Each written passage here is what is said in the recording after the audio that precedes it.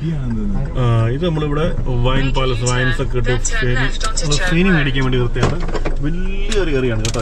ഇത് അത്യാവശ്യം വലിയ ഏറിയാണ്. വണ്ടികളൊക്കെ പാർക്ക് ചെയ്യാനുള്ള സ്ഥലവും മര്യാദയ്ക്ക് വലിയ റോഡും ഐസ്ക്രീം ഇവിടെ കിട്ടും.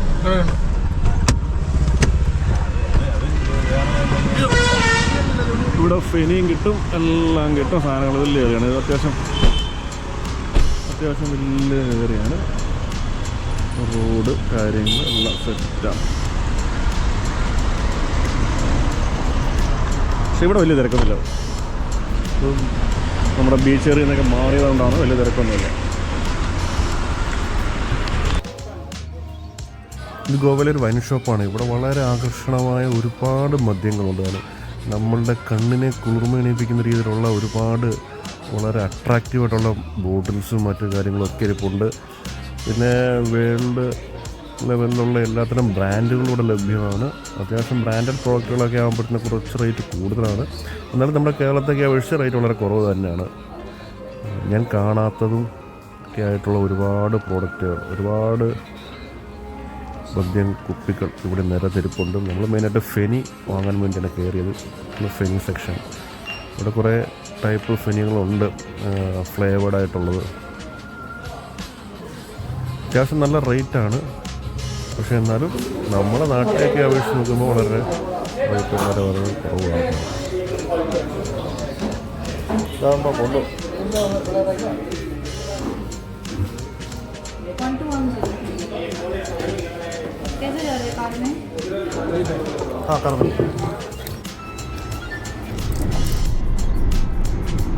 ഇവിടെ ഒരു ബിൽഡിംഗ് ഉണ്ടായിരുന്നല്ലോ. ഗോവയിലോട്ട് വരുമ്പം നമ്മൾ ഗോവയെ ആകർഷിക്കുന്ന കുറേ കാര്യങ്ങളാണ്. ഗോവയിലോട്ട് ആകർഷിക്കുന്ന കാര്യമാണ് ഈ പാലമൊക്കെ, ഈ ഹാങ്ങിങ് ബ്രിഡ്ജൊക്കെ. ഇവിടെ നിന്ന് ഗോവയിലോട്ട് നോക്കുമ്പോൾ വളരെ മനോഹരമായിട്ട് തോന്നുമെങ്കിലും താഴോട്ട് ഇറങ്ങി കഴിഞ്ഞാൽ വളരെ അതെ ഒരു ഒന്നുമില്ല താനും. പിന്നെ ഈ പറഞ്ഞ കണക്ക് ബാക്കിയുള്ള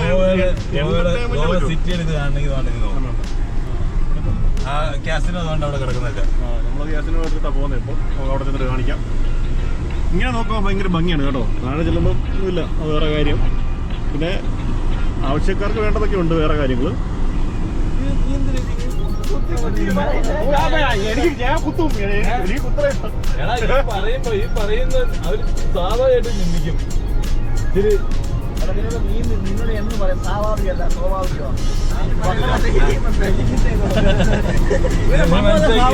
പണ്ട് മുതൽ നീ കേൾക്കുന്നതല്ലേ? പണ്ട് മുതൽ കേൾക്കുന്നതല്ലേ? ഞാൻ മാറ്റിയിട്ടില്ലല്ലോ. അപ്പൊ നിനക്ക് മാറിയാ പോലെ കേൾക്കുന്നത്. ഇത് കണ്ടൽക്കാടുകളല്ലേ. ഇവിടെ നല്ല രസമുണ്ട്. വെള്ളം കയറി ഇറങ്ങി കിടക്കുന്നത്. ഈ റൂട്ടിലോട്ട് നമ്മൾ ഇറങ്ങില്ല കേട്ടോ. ഈ ഭാഗത്തോട്ട് വന്നിട്ടില്ല. ഈ ഭാഗത്ത് പക്ഷേ തിരക്കില്ല. ഇറങ്ങി ഈ ഭാഗത്തോട്ട് വരണം. ഇതിലൂടെ ഒന്ന് കാണാം. ഈ പാലത്തെ കയറണ്ട, പാലത്തിന് അടിക്കൂടെ പോകണം. അവിടെ തോന്നുന്നു. അവിടെ പോയിട്ട് യൂട്ടേൺ അടിക്കണം. അവിടെ പോയിട്ട് റൈറ്റ് എടുക്കണം. ഇവിടെ പാലമില്ലാതെ വഴിയുണ്ടോ? പാലത്തിന്റെ അടിയിൽ കൂടെ പോകും. താഴെ മയിൽ കയറില്ല. പറഞ്ഞത് 600 മീറ്റർ കഴിയുമ്പോൾ റൗണ്ട് അബൌട്ട് ഉണ്ട്. അവിടെ അങ്ങോട്ട് റൈറ്റ് പിടിക്കണം.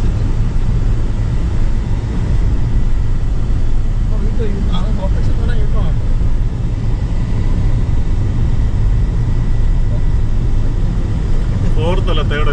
First second third fourth first. ഇവിടെ ആർച്ച് പഞ്ചിം. ഇത് പഞ്ചിമാണ് സ്ഥലം. വട്ടം കറങ്ങും. ഇവിടുന്ന് വട്ടം നേരെ ആയിരിക്കും വട്ടം കറങ്ങണം. അങ്ങോട്ട് പോകണം. പോട്ട് ഇങ്ങനെ പോട്ടെ. എന്നിട്ട് ഇങ്ങനെ വണ്ടി പോകണം.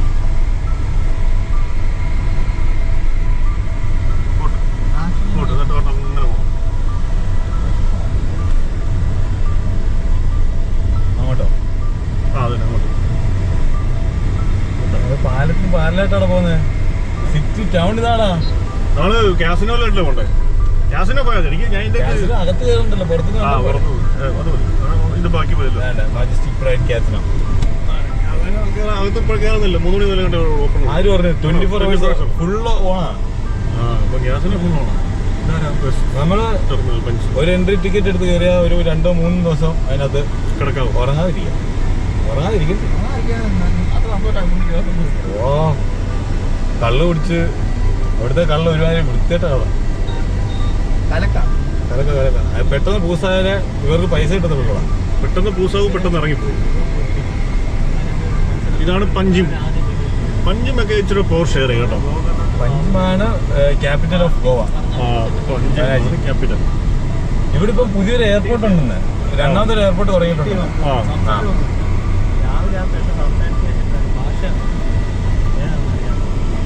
ഇതുണ്ടോ വലിച്ചു കയറിയോ? വേണ്ട രാവിലത്തെ ഫസ്റ്റ് കസ്റ്റമറായിരുന്നു. ഇത് എടുത്തോട്ടല്ലോ, അവിടെ ഇവിടുന്നോ? അതാ ഇപ്പുറത്തോട്ടി പോലീസ് അവിടെ നടത്തട്ടോ. ക്യാമറ ഉള്ളതുകൊണ്ട് നിർത്തല്ലോ കേട്ടോ. അവർ കയ്യിൽ നിന്ന് കാണിച്ചില്ല കേട്ടോ.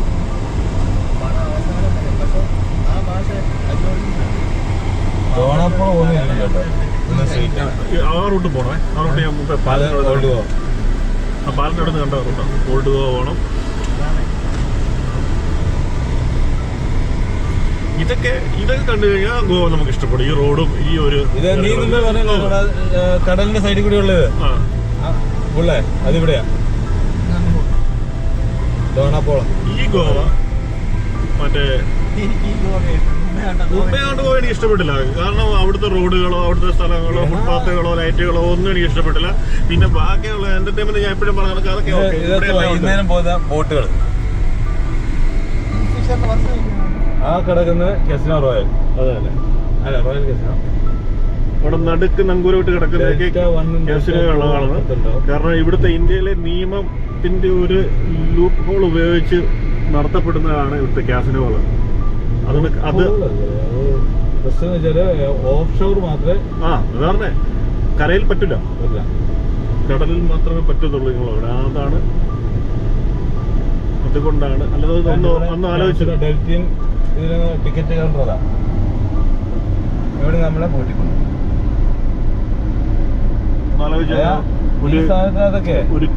ഒരു കപ്പല് നടുക്ക് നങ്കൂരമിട്ട്, ഒന്നല്ല പല കപ്പലിൽ നടുക്ക് നങ്കൂരമിട്ട് അവിടെ കാസിനോകൾ പ്രവർത്തിക്കുന്നു. എത്രയോ ഓൺലൈനുണ്ട്. ഓൺലൈൻ ആപ്പുണ്ട്. Big daddy casino.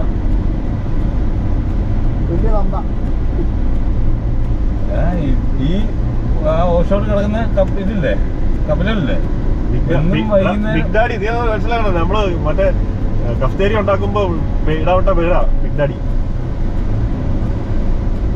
രാത്രിയെ ഹെലികോപ്റ്ററിൽ വന്നിട്ടാണ് ഈ പൈസ കൊണ്ടുപോകുന്നത്, ക്യാഷ് കളക്ട് ചെയ്യുന്നത്. ഇവിടെ നീ അന്ന് ഇത് കാണുന്നില്ലേ, പൈസ നിരോധിച്ചില്ലായിരുന്നു നോട്ട്. അന്ന് ഇതിന്റെ ഓണർ കസിനോ റോയൽ ഡെൽറ്റ ഇതിന്റെ എല്ലാ ഓണേഴ്സിനെ അറസ്റ്റ് ചെയ്ത് കരത്തിറങ്ങില്ലായിരുന്നു. കാര്യം അവരെ കൊണ്ട് ഈ പൈസ ക്യാഷ് റോൾ ഇത് ചെയ്യാൻ പറ്റില്ലായിരുന്നു. ലിക്വിഡ് ക്യാഷ് അത്രയും അനുഭവിച്ചിട്ടുള്ള സംഭവമല്ലേ.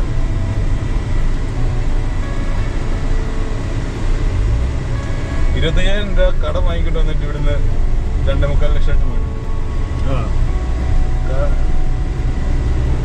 എന്റെ കൂട്ടുകാരുണ്ട് ചിത്തുന്ന, അവൻ നല്ല കളിയുണ്ട്. ഇത്ര കോടികളുടെ കളിയും ഇത്ര കോടികളുടെ ഇൻവെസ്റ്റ്മെന്റും ആണല്ലേ. 10 ലക്ഷമോ 20 ലക്ഷമോ ഒക്കെ പോയിട്ട് അവിടെ കരഞ്ഞോണ്ടിരിക്കുന്നവരാണ്. സ്ഥലം വിറ്റ കാശായിട്ട് കളിക്കാൻ വേണ്ടി. ഈ ജോണൽ സ്ഥിരം ഓരോ 1 മണിക്കൂർ ഇടവിട്ടും ഡാൻസ് ഉണ്ടാവും. ഫുഡ് ഫുൾ ടൈം ഫുഡുണ്ട്, അൺലിമിറ്റഡ് ഫുഡ്. അത് ഇഷ്ടത്തിന്. നമ്മൾ ഈ കസിനോ എന്ന് പറയുമ്പോഴത്തേക്ക് എല്ലാവർക്കും പുച്ഛമല്ലേ. ഓരോരുത്തർ ഫാമിലി ആയിട്ടാണ് വന്ന് കളിക്കുന്നത് നോർത്തിൽ നിന്ന്. പണമുള്ളവർക്ക് ആ പണം എങ്ങനെ ഉപയോഗിക്കണമെന്ന് അറിയാതെ വെച്ചോണ്ടിരിക്കുകയാണ്. എന്ത് ചെയ്യണമെന്ന് അറിയാതെ. അങ്ങനല്ല, അവരുടെ ഒരു എന്റർടൈൻമെന്റ്. അല്ലാതെ അവർക്ക് എന്റർടൈൻ ചെയ്യാൻ പോലും വഴികളില്ലാതിരിക്കുന്ന സ്ഥലത്ത് വരുന്നവരാണ്. ഇങ്ങനെയുള്ള കാര്യങ്ങള് ആളുകൾ പണം ഉണ്ടാക്കുന്നത് എന്തിനാ? വെറുതെ ഫുഡ് മേടിച്ച് കഴിച്ച് പിള്ളേരെ ഉണ്ടാക്കി അവരെ കണം കഴിപ്പിച്ച് ലാസ്റ്റ് ജീവിതം അവസാനിപ്പിക്കാൻ വേണ്ടിയാണ് നമ്മുടെ നാട്ടിലെ കുറെ ആളുകൾ ജീവിക്കുന്നത്. അതാണ് ജീവിതം എന്ന് പറയുന്നത്. ജീവിതം എന്ന് പറഞ്ഞാൽ എന്റർടൈൻമെന്റോട് ചേർന്നതാണ്. നമ്മൾ ഇന്ത്യൻസ് സേവിങ്സ് ഉണ്ടാവും. എന്നിട്ട് സേവ് ചെയ്ത് ലാസ്റ്റ് മരുമോളോ വന്ന് തല കഴിച്ച് വന്നിട്ട് അവർ കൊണ്ടുവയ്ക്കും. ഇതൊക്കെ നല്ല ഏരിയ കേട്ടോ. ആ മരങ്ങളും മുടിഞ്ഞ ചൂടായിരുന്നു. ആ ചൂടത്തൊന്നും ഇങ്ങോട്ട് ഈ ഏറിയിട്ട് അത് AC-യുടെ അല്ല, മുമ്പേ അവിടുന്ന് മാറിയപ്പോഴത്തേന് ആ ഒരു വ്യത്യാസം നമുക്ക് നല്ലതായിട്ട് അറിയാൻ പറ്റും. 2000 രൂപയുടെ ടിക്കറ്റ് ആണോ എൻട്രി ഫീസ്. അതിനകത്ത് 1000 രൂപയ്ക്ക് 500 രൂപയ്ക്ക് കളിക്കാം. ഇന്ന് അവധി ദിവസമല്ലേ, 500 രൂപയ്ക്ക് കളിക്കാൻ പറ്റും. അത് ഓരോ ഇതിനും ഇതുണ്ട്. 1500-ന്റെ ഇതുണ്ട്. എൻട്രി ഫീ വിത്ത് അത്രയും കോയിൻ ഉണ്ടാവും. 500 അല്ലെങ്കിൽ 1000 കോയിൻ കളിക്കാം. ഒരു ഐലൻഡ് പോലെ. ഹവായ് ബീച്ച്, ഡോണാപോള ഐലൻഡ് എന്ന് പറയുന്നത്. ഇവിടെ പാർക്കിംഗ് ഫീ ഉണ്ടോ? National games get set Goa 26 മുതൽ ഒക്ടോബർ 9 വരെ നാഷണൽ ഗെയിംസ് നടക്കും. അപ്പോൾ നാഷണൽ ഗെയിംസ് കിടക്കുമ്പോൾ കുറച്ചുകൂടി തിരക്കാവും. ഇവിടെ നല്ലതായിട്ട് തിരക്കാവും. ഇന്ത്യയിലെ എല്ലാ സംസ്ഥാനങ്ങളും പങ്കെടുക്കുന്നതാണ്. കേരളത്തിൽ നിന്നും ആളുകളുണ്ട്, അത് വേറെ കാര്യം. എന്നാലും രാജ്യങ്ങളൊക്കെ പങ്കെടുക്കുന്നത് ഞങ്ങൾ ഇന്നാണ്. അതല്ല, നാഷണൽ ഗെയിംസിൽ രാജ്യങ്ങളൊക്കെ പങ്കെടുക്കുന്നൊക്കെയാണ് ഓരോരുത്തരോട് പറയുന്നത്. എനിക്കറിയത്തില്ല. ഇങ്ങോട്ടാ അവിടെ കൂടെ ഡ്രോപ്പ് ചെയ്ത് ജെട്ടിയിലോട്ട് വിടുവാൻ എനിക്ക് മനസ്സിലായത്.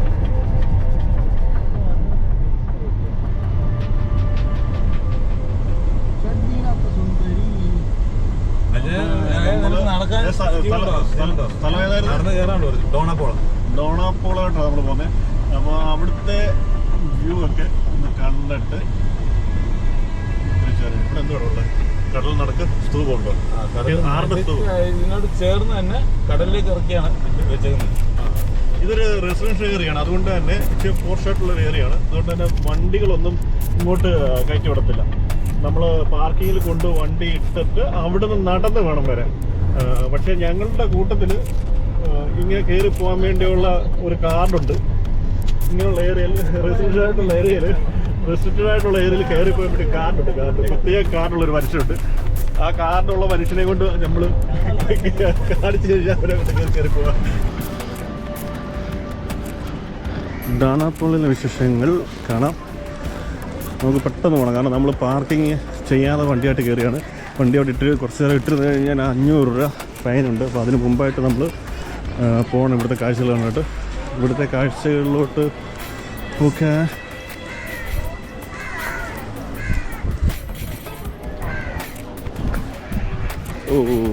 ഇതിൻ്റെ മുകളിൽ കയറി ഇതിൻ്റെ മുകളിൽ കയറണം.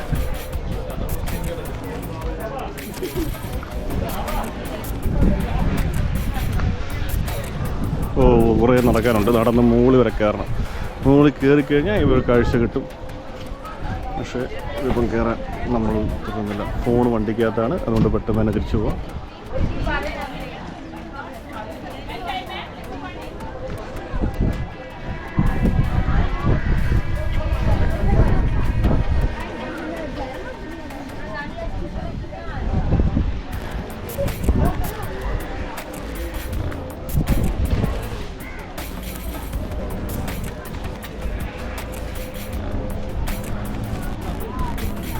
അമ്മര് പോയോ?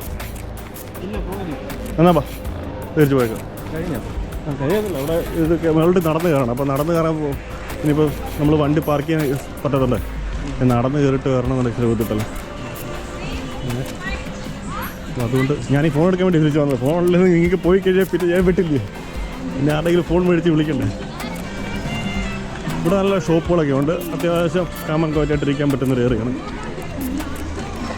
സെറ്റാണ്, നല്ല ഏറിയാണ്.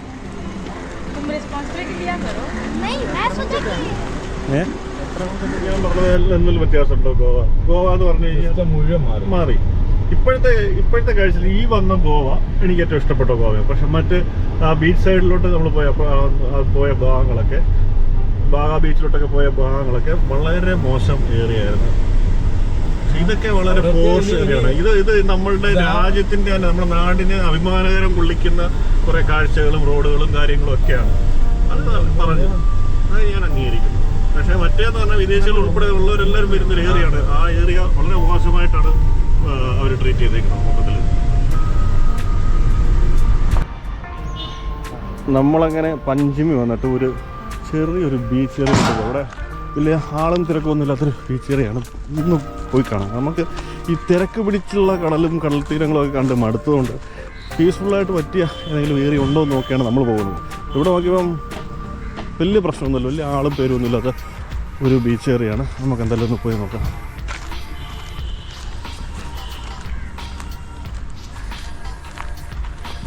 उधर रास्ता है बीच में जाने के लिए?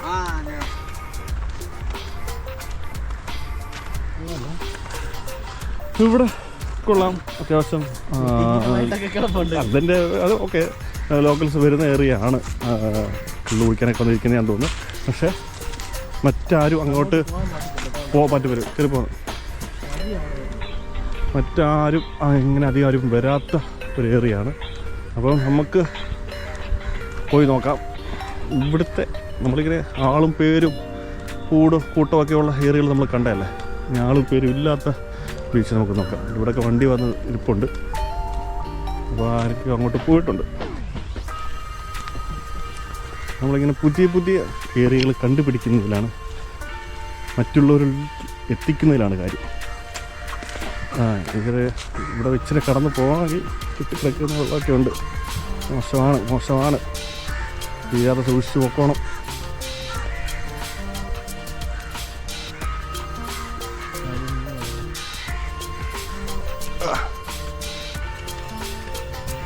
അയ്യോ ഓക്കെ, സെറ്റാണ്, ഇടത്തില്ല.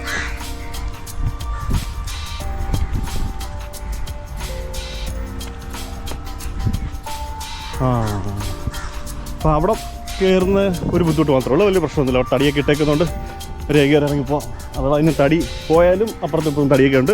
വേണമെന്നുണ്ടെങ്കിൽ മരമൊക്കെ വെട്ടിയിട്ടിട്ട് ആളുകൾ കടന്ന് വരാവുന്നതാണ്. ലോക്കൽസൊക്കെ വരുന്ന ബീച്ച് ഏരിയയാണ്. വലിയ വലിയ പോർഷൊന്നും ഇവിടെ പ്രതീക്ഷിക്കരുത്. നമ്മൾ നോക്കുന്നത് ഇവിടെ നിന്ന് കിട്ടുന്ന കാഴ്ചകൾ എന്താണ്, എങ്ങനെയാണെന്ന് അറിയാൻ വേണ്ടിയാണ് വരുന്നത്, അല്ലാതൊന്നുമില്ല. ഇവിടെ വണ്ടി ഓടിച്ച് നടക്കുന്നുണ്ട് ഓരോരുത്തർ കേട്ടോ. പാടാ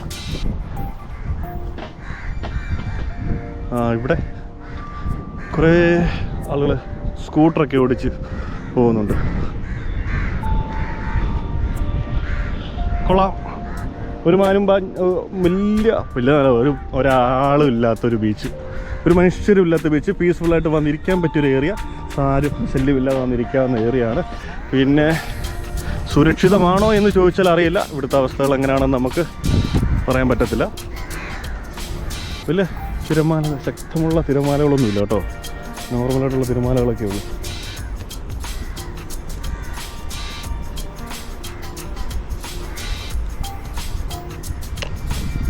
അവിടെ മെയിൻ ബീച്ചാണ്, അവിടെ ആളും ഒക്കെ ഉണ്ട്, കുടിയൊക്കെ നട്ടിട്ട് അവിടെ മെയിൻ ഏരിയയാണ്. പക്ഷേ ഇവിടെ വലിയ പ്രശ്നമൊന്നുമില്ല.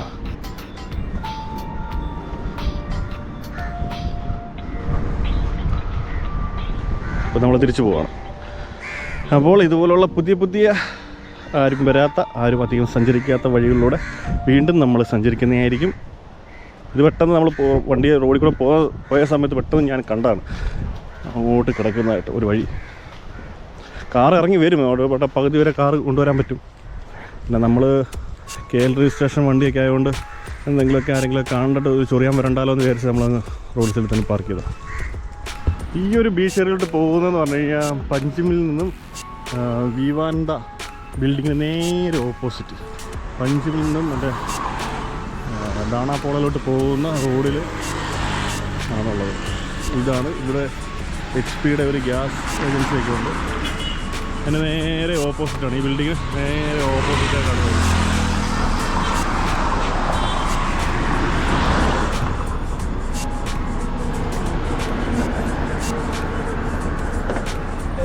മാത്രമുള്ള പോളാണ്.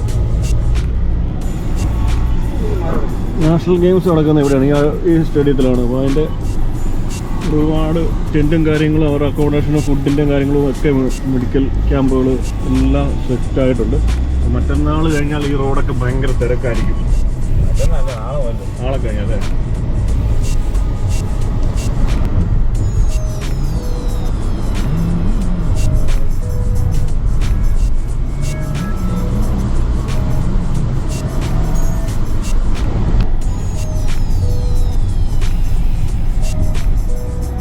നല്ല വൃത്തിക്ക് ഫുട്പാത്ത് പണിഞ്ഞിരിക്കും. അവിടെ വെച്ചാൽ തേവന്മാർ വരുന്നുണ്ടോ റോഡ് കിടന്നു അന്നേരം ഭംഗിയായിട്ട് ഇത്രയും വലിയ ഫുട്പാത്ത് ഇട്ടാലും ആയ അടുക്കിടക്ക് ഞാൻ നക്കി പിടിക്കത്തുള്ളൂ എന്ന് പറയാൻ നോക്കാം. അതുകൊണ്ട് ഇവിടെ എല്ലാം ക്യാസിനോകളാണ്. കിങ് ക്യാസിനോ, ഡെൽറ്റോൺ റോയൽ, എന്തൊക്കെ സാധനങ്ങളായി ക്യാസിനോ കിടക്കുന്ന കിടപ്പുണ്ടോ. ബെസ്റ്റ് പാട്ടോ പുള്ളി എന്തിനങ്ങനെ എന്തൊരു ചാട്ട വരുന്നുണ്ട് ഉണ്ടോ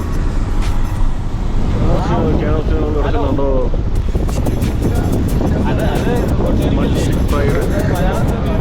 ഇപ്പോഴാണെങ്കിൽ നല്ല ഒന്നാമത് ഇരിക്കാനുള്ള ഇരിപ്പിടങ്ങളുണ്ട്. ഫുട്പാത്തിൽ ഇരിക്കാനുള്ള ഇരിപ്പമുണ്ട്. ഫുട്പാത്താണെങ്കിൽ നല്ല വിശാലമായ ഫുട്പാത്താണ്. നല്ല നല്ല ഒന്നാന്തരം തണലുണ്ട്. അതുപോലെ തന്നെ ഈ ഒരു ഫുൾട്ടോ കായലിനോട് ചേർന്ന്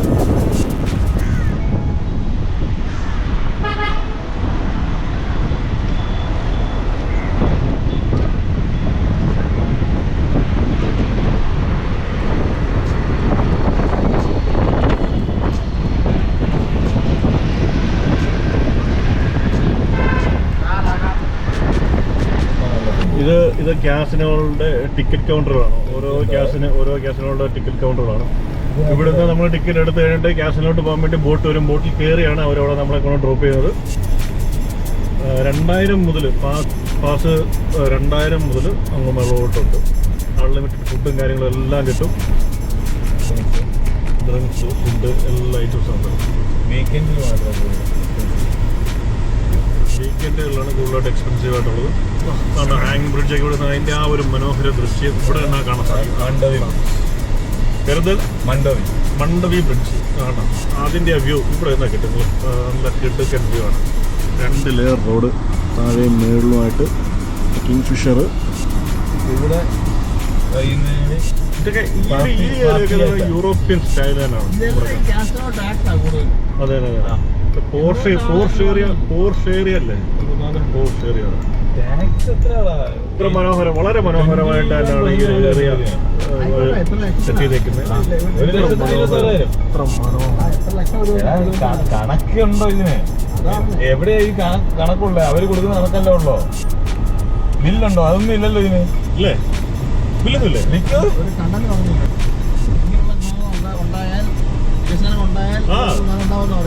അതന്നെ ക്യാഷ് നമ്മൾ ആരുടെ പിടിച്ചു പറിച്ചല്ലോ ഇടുന്നത്. ആവശ്യക്കാർ പോയി ടിക്കറ്റ് എടുത്ത് കയറി പോവാണ്. അതിൽ അതന്നെ അതിൽ തൊഴിലവസരങ്ങൾ ഉണ്ടാവുന്നുണ്ട്. അതിലൂടെ ടാക്സ് സർക്കാരിന് കിട്ടുന്നു. തൊഴിലവസരങ്ങൾ ഉണ്ടാകുമ്പോൾ ആളുകളുടെ പൈസ കിട്ടുന്നു.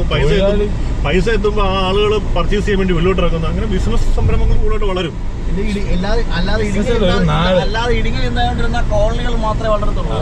ഇത്രയേ ഉള്ളൂ. വളരെ ന്യായമായ കാര്യമാണ് റൂൾസ് പറഞ്ഞിരിക്കുന്നത്. വല്ലപ്പോഴും മാത്രമേ റൂൾസിന് ന്യായമായ കാര്യങ്ങൾ സംസാരിക്കാറുള്ളൂ.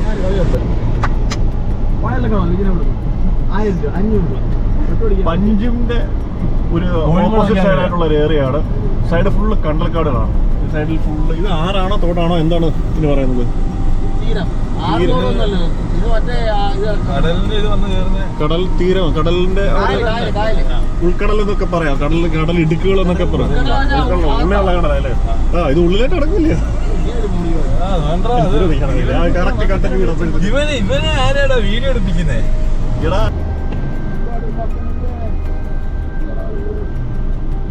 കണ്ടൽക്കാട് കാണാൻ വേണ്ടി വന്ന കണ്ടൽ ഏരിയകളൊക്കെ അപ്പുറത്തെ സൈഡിൽ. അതുകൊണ്ടാണ് അപ്പേ സൈഡിൽ കണ്ടൽ ഏരിയ കേട്ടോ. നമുക്ക് ഇവിടുന്ന് കട്ട് ചെയ്ത് തിരിച്ചു പോവാം. മതി. ഇവിടുന്ന് ഓട്ടോയ്ക്ക് പോകുന്നുണ്ട്. ഇവിടെ തെറ്റാനുള്ള വഴിയുണ്ടോ നോക്കിയാൽ. ഓൾഡ് ഗോവയിൽ എത്തിയിരിക്കണം. ഓൾഡ് ഗോവയിൽ വരുന്ന റോഡുകളൊക്കെ ഞാൻ നേരത്തെ കാണിച്ച പോലെ നല്ല റോഡുകളൊക്കെ ആയിരുന്നു. അതുകൊണ്ട് തന്നെ പ്രത്യേകിച്ച് ഇവിടെ ചർച്ചാണോ? ചർച്ചിലേക്കാണ് നമ്മൾ പോകുന്നത്. നമ്മളപ്പോൾ ഓൾഡ് ഗോവയിലെ ചർച്ചിലോട്ടാണ് പോകുന്നത്. ഇത് ഒരു എൻട്രി ഉണ്ട്. എൻട്രി ഇല്ല. നിർത്തങ്ങോട്ട് भैया अंदर आ सकते? आगे जाके सर लेफ्ट साइड में पार्किंग करो. हाँ वണ്ടി പാർക്ക് ചെയ്തിട്ട്